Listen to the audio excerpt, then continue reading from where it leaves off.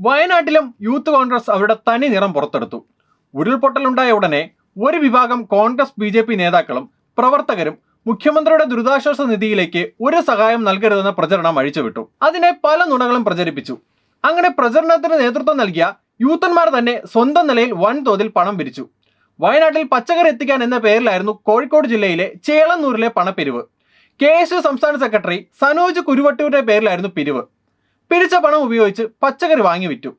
ഇങ്ങനെ സംഭാവനയായും പച്ചക്കറി വിറ്റും വൻതോതിൽ തുക സമാഹരിച്ചു. എന്നാൽ ദുരിതാശ്വാസ ക്യാമ്പിൽ ചെലവഴിച്ചത് 2000 രൂപ മാത്രം. ബാക്കി നേതാക്കൾ കീശയിലാക്കി.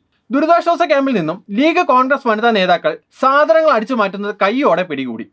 സംഭവം കൈയോടെ പിടിച്ചതോടെ CPM പ്രവർത്തകരാണ് കട്ട് കടത്തുന്നത് എന്ന് കഥയുണ്ടാക്കി പ്രചരിപ്പിച്ചതും ഇക്കൂട്ടരാണ്. ഇവരുടെ ഏക ലക്ഷ്യം ദുരിതാശ്വാസ പുനരധിവാസ പ്രവർത്തനങ്ങൾ അട്ടിമറിക്കുക എന്നത് മാത്രമാണ്. വ്യാജ കാർഡ് ഉപയോഗിച്ച് പ്രസിഡന്റായ ആൾ വ്യാജ പൂപ്പൽ പിടിച്ച ബ്രെഡ് ഉപയോഗിച്ച് നുണ പറഞ്ഞു. മറ്റു ചിലർ കാശടിച്ചു മാറ്റുന്നു. നാടൊന്നാകെ ദുരിതബാധിതർക്കായി കൈകോർക്കുമ്പോൾ കട്ടുമുടിക്കുന്ന സർവത്ര വ്യാജന്മാരുടെ കൂട്ടമായി യൂത്ത് കോൺഗ്രസ്. ഇത് താണ്ടാ യൂത്ത്.